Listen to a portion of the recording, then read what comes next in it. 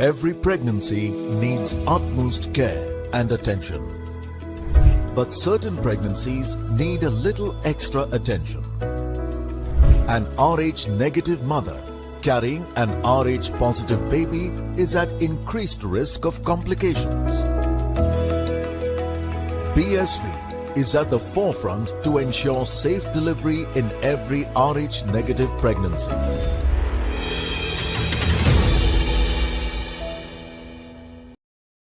Hello and welcome. You're with the outside view, and slight apologies for joining in a little late. Probably we were just waiting for the toss to sort of come in and take you through what promises to be an exciting encounter today. It's India versus Pakistan, bright and early here. If you are joining us from India, and of course everywhere else in the world, I'm sure you're all excited just as much for a super Sunday clash.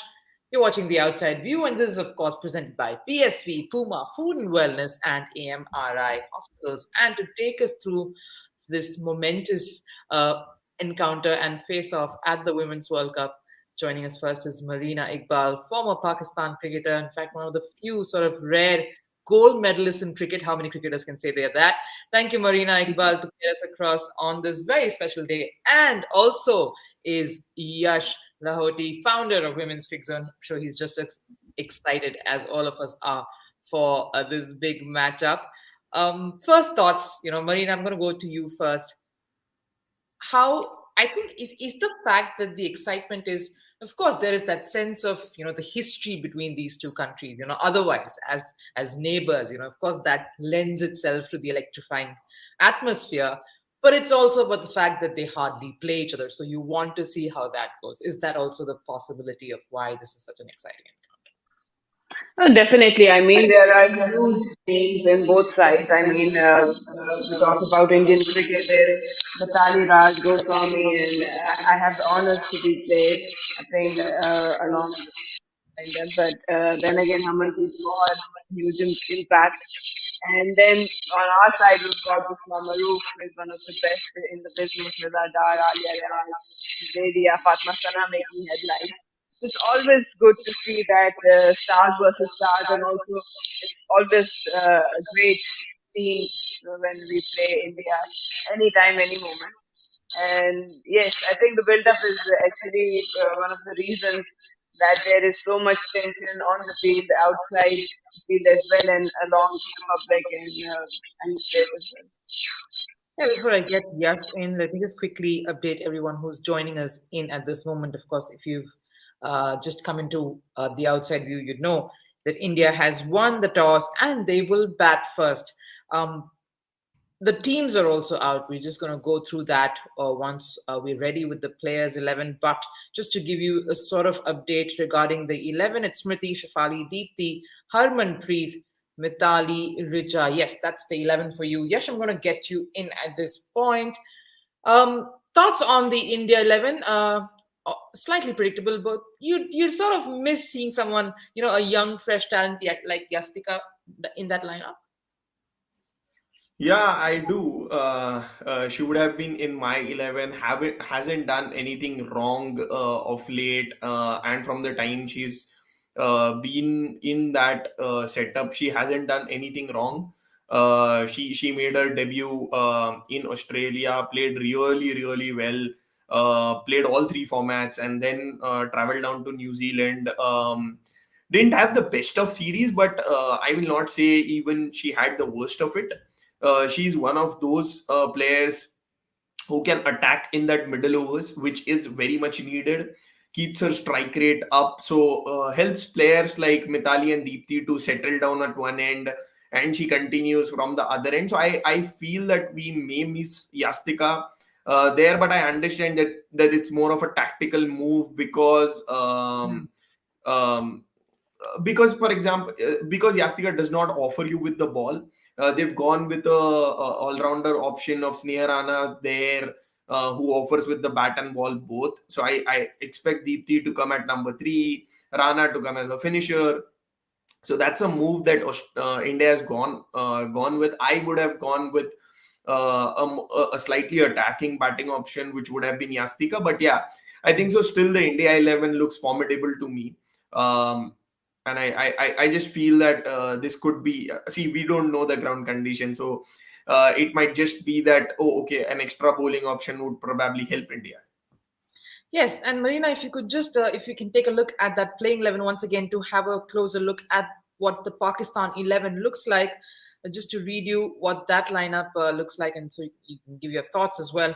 Javeria, Amin, Bisma, Omema, Dar, Alia, Fatima. Just take us through that. Do you think this is, the team that you're sort of excited about on the day?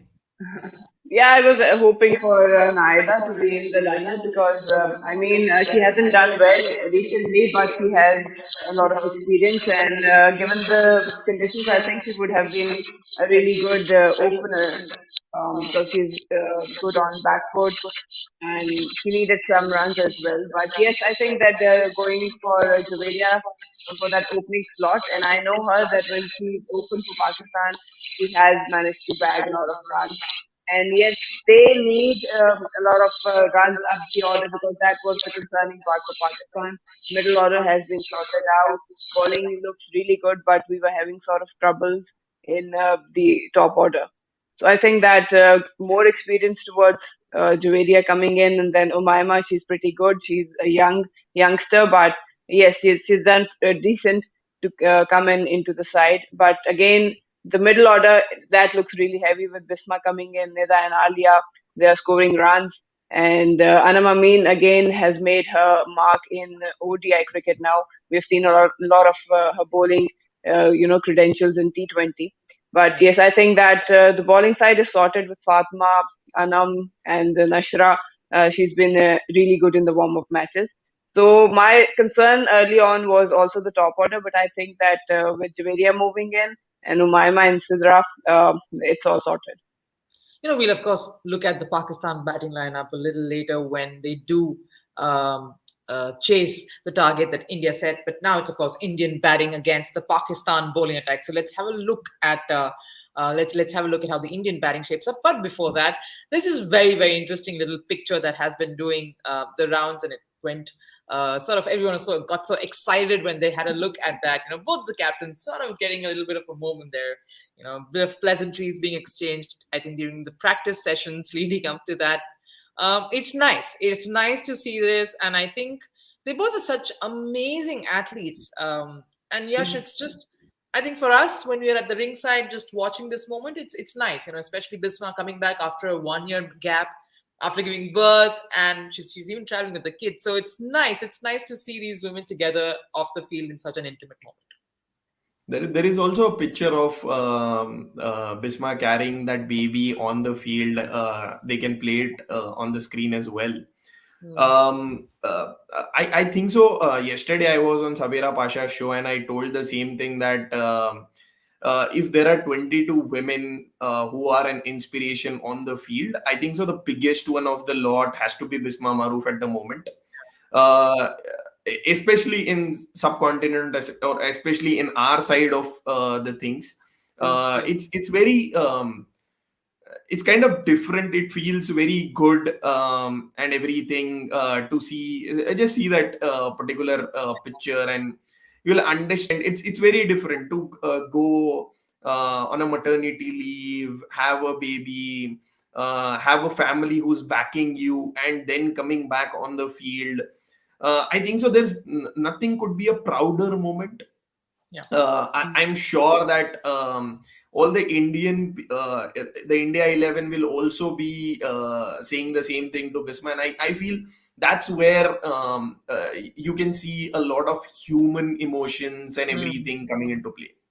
Yes, I think it's these little stories and backstories that sort of make any encounter that much more exciting, and draw us in as well when it happens. But um, just to sort of set up this encounter as well, before we look at the Indian batting versus the Pakistan bowling, Marine, I'm going to come to you, and would like to have your thoughts on the form going in. We know we talk about, if we look at both these teams, head to head, especially in ICC events, that's exactly when they've always met over the years. It is a very daunting 10-0 against Pakistan's favor. but that could also be an inspiration to also sort of turn things around for them. Yes, we look at it and we think, yes, that's probably an inspiration for the Pakistan side to say, hey, look, we're another team, we're a fresh team, we're probably different from what who took the field in 2017. It's a different captain, it's a different setup. Going by the form alone, Pakistan looked good in the warm-ups for sure against very competitive squads as well. Your thoughts on how that sort of has got them going at this stage, Marina? Well, I believe that beating New Zealand was a good thing, and they must have gotten a lot of confidence from them. India has always been competitive. We've seen them play a lot of competitive cricket. Whenever they take on field against any opposition, they come with their A game. And yes, I mean, for T20s, Pakistan has some victories against them, but the longer format actually tens of test batting. And I think that that's one area where India is really sorted out. They have a very stable batting order from up to top, from up to bottom. And Pakistan probably, I think their bowling has been supporting the victories for them, but lacking in batting actually does not help in longer formats. But yes, coming to this campaign, I mean, they started off well. They look a different side. I mean, Bisma coming back into the side, being as a leader, an important role she has in number three, number four position. So I think that changes a lot. And also, again, what Yash was saying, that her being coming into the side with a baby tells you a whole different story about how motivated she is towards Pakistan. And that message actually reflects on other teammates as well. And they are, the moment Bisma walked in, they all were really together. They were sorted in. They wanted to do well in World Cup. So I think that sort of message and that sort of environment which Bisma creates actually has a great effect on younger lot and even the senior ones. So I think Well, that's a good setup. It's a good setup for the campaign, but again, they have to do the hard yards to beat India, especially in batting. I'm not concerned about bowling, but yes, they need to sort things out and have a resolute plan in batting. well, Marina, I feel it's going to be India's batting versus Pakistan's bowling. yeah. I feel most of the match will know what's going to happen in the match before the mid show, during the mid show itself. Yes, it is Well, a definitely. I mean, I'm actually excited to see Fatma Sana going against some of the greats of Indian cricket team. And she's young, she's learning, she's evolving into a good player and a better player. So yes, I mean, there's a lot of youngsters who haven't really had the experience to play against India. It's a whole different pressure. It's totally a different ball game. So I mean, nerves are there, pressure is there, but how they execute is it will be interesting to see. yeah, that sort of separates, especially them taking on the other matches, other than from India versus Pakistan. I think the pressure sort of somewhere does things to you, and it'll be nice to see how they sort of battle that aspect as well. But speaking of the famed Indian lineup, I mean, when you look at it and you know that it's a very formidable lineup, it can sort of put pressure on any bowling opposition. Smriti Mandhana, Shafali Verma, another youngster who sort of lit up the screen when she came on at the start, and when she took on opposition. Deepti Sharma, again, a very exciting all-rounder. Harmanpreet looked a little off color, but she's come into her own. Yash, your thoughts on this particular batting lineup, and who's your standout in terms of what to expect in this particular phase of? See, there are three players you cannot ignore. First, Mithali Raj, she'll be consistent. She'll always give you those 50, 70, 100 runs, whatever. So that is always going to remain. That's going to remain as a constant. The second player is Smriti Mandhana. I feel she's the in the last 4 years there have been only two cricketers who've got ICC Cricketer of the Year awards. Two times Perry and two times Mandhana. Including the last year. So I feel Mandhana's contribution right at the top is very important. She plays at a very decent strike rate. Is not that kind of a player who's going to clear a lot of boundaries. She's going to be playing down the ground. Has those elegant shots and everything, which any left-hander generally does. She is very important at the top. Mithali in that middle, and then Harman possibly to finish. But Harman would come around the 30th over or something if everything goes well. Yeah. So I feel Harman's contribution is going to be a lot important, because Correct. For all the other players, they still have a lot of overs and everything. Her position is very different. It's very tricky position. Sometimes you will have to come in, say, even 10 or 15 overs into the game, or sometimes you just come in the 45th over of the game. So you have to plan accordingly. That impact player role is very different. But the player I am most excited to look for is Richa Ghosh. Yeah. I feel she's done a lot of those things wherein she's hit those 20 ball 40s, 20 ball 50s.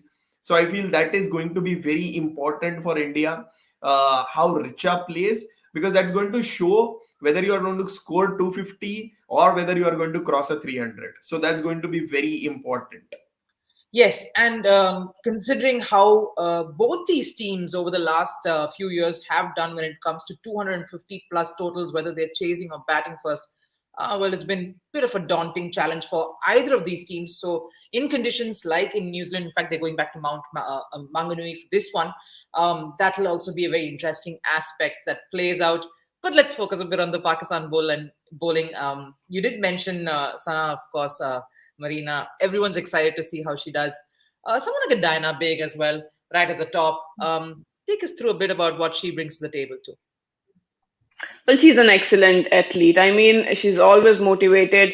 Even if she's playing with even a warm up game, you can see that she's 100% committed. She wants to give 100% into each and every department. She's been working on her batting as well. And that sort of tells you that she wants to be that match winning player. And I think this type of mindset is developing in the youngsters, and that will help Pakistan in a longer run. Even Fatma Sana, she wants to be the match winner. She doesn't want just to be participating in any match. She wants to make an impact. Diana, she's a brilliant fielder, and that vibe actually travels around the team, the playing 11, because we've seen her delivering some best fielding efforts in previous World Cup as well. And again, it's all about making an impact. And the youngsters coming up now in Pakistan systems, they want to make an impact. And yes, Diana is obviously the senior one. She's been around Padma Sana guiding her, and you can always see her just going to any teammate, whoever needs motivation, whoever needs a pat on the back, she'll go there, have a word with the captain as well. She's involved. So that type of players actually help you, and I think something coming from a youngster to a captain also takes some pressure off the captain as well. She knows that, okay, I've got 10 people backing me and they can come up and give their input. So this type of environment and, comfortable things Mm. around captain actually helps her. Yes, and you are speaking about a surge in Pakistan cricket. And of course, they have that incentive with the Pakistan Women League as well being announced as of, that should come into play. And that will also incite a lot of excitement and a lot of involvement as well. But just to continue that aspect, Yash, I want to get you in on the spin department. Someone like Nashra Sandhu, how do you see that playing out? We know that that will come into play much more as the tournament progresses, but at this stage, especially against the lineup that they're going to go up against today, how do you see that playing out? Uh, I think it will just go better as the tournament progresses. But as we know, India, Pakistan, they rely a little more on their spin. India, especially Pakistan, a little less. But yes, it is still subcontinent. So subcontinent people generally rely a lot more on the screen with spin. With the flat tracks, I think so. It's going to be a lot more important. I am more interested to. I know that both Sandhu and Aman Amin will do well, but I'm more interested to see the battle between Nida Dar and Smriti Mandhana. I feel Smriti Mandhana hasn't been great against off spinning all rounders. We've seen that against Ash Gardner in Australia. I feel and I think if the Pakistan team has studied that really well, I definitely see that Bisma Maruf introducing Nidadar in the first 10 overs itself. So that is a battle I am looking forward to. That will Smriti be able to now, because a lot of people say her that she's an Ash Gardner bunny, or she Yes. doesn't play the off spinners well. So that is going to be a more important battle. Both Amin and Sandhu will definitely do well. But it's going to be the likes of Nida Dar, Alia Riaz, Yeah. who are not going to bowl you 10 overs, but whatever those 6 to 8 overs they're going to bowl, those are going to be more important than these 10 overs. Yes, and these are the little battles that we are very, very excited to watch as well. The players that in the field is what I'm told, but very quickly we have to put you on the spot. Prediction time. What's the total that you're looking at, Marina? Which will probably be a total that Pakistan would sigh relief. Well, I think they should look to restrict India under 250 because above that, we know that India has some really decent pacers as well. Goswami up the order, Meghna, I really like her as a youngster coming into it, and then the spinners, of course. But I think that yes, they have to give early breakthroughs. Probably Anam Amin might be seen with the new ball, but I think that yes, they need to have a plan against that strong batting lineup and restrict them under 250.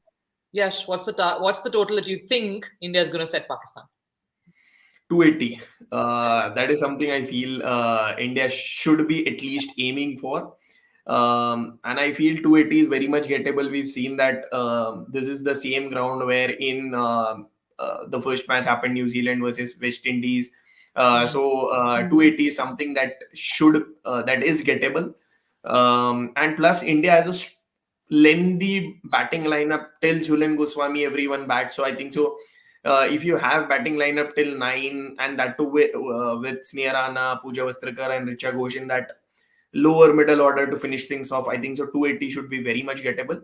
I just hope Shafali does well, because if she does well, then 280 I think 300 plus is very much possible.